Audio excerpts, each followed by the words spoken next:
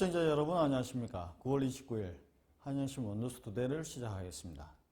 해양경찰청은 오늘 브리핑을 통해 연평도 인근 해상에서 실종된 어업지도 공무원 관련해 수사 진행 사항을 밝혔습니다.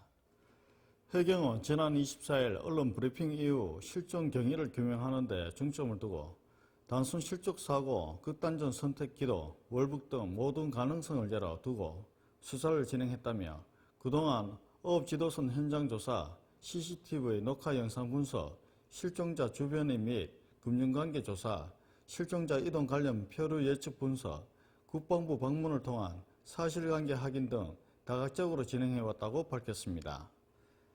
해양경찰 수사관들이 어제 국방부를 방문해 확인한 사항에는 실종자가 북측 해역에서 발견될 당시 탈진된 상태로 부유물에 의지한 채 구명조끼를 입고 있었던 사실과 실종자만이 알 수 있는 본인의 이름, 나이, 고향, 키 등 신상 정보를 북측에서 소상히 파악하고 있었던 사실, 그리고 실종자가 월북 의사를 표현한 정황 등을 확인했다고 밝혔습니다. 특히 수사팀은 실종자가 구명조끼를 입고 있었던 점을 감안할 때 단순 실족이나 극단적 선택 기도 가능성은 매우 낮은 것으로 판단하고 있다고 말했습니다.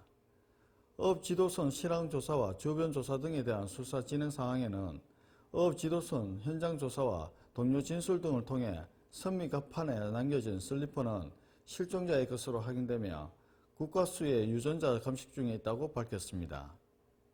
선내 CCTV는 고장으로 실종 전날인 지난 20일 오전 8시 2분경까지 동영상이 저장돼 있었으며 저장된 동영상 731개를 분석한 결과 실종자와 관련된 중요한 단서는 발견하지 못했다고 밝혔습니다.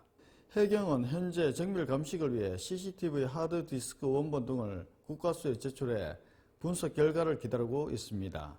실종자의 북측 해역 이동과 관련한 표류 예측 분석 결과에서는 국립해양조사원 등 국내 4개 기관의 분석 결과에 따라 실종 당시 조석, 조류 등을 고려해 볼 때 단순 표류일 경우 소연평도를 중심으로 반시계 방향으로 돌면서 남서쪽으로 표류하는 것으로 나타났으며 표류 예측 결과와 실종자가 실제 발견된 위치와는 상당한 거리 차이가 있다고 밝혔습니다.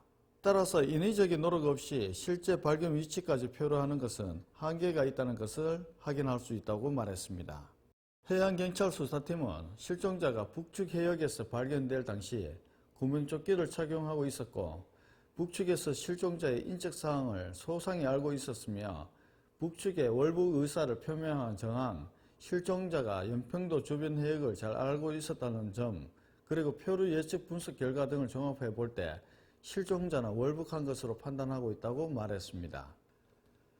마지막으로 해경은 지금까지 확인된 사항과 현재 진행 중인 CCTV 감식, 인터넷 포털 기록과 주변인 추가 조사, 그리고 필요시 국방부의 추가 협조를 받아 수사를 진행해 나가겠다고 말했습니다.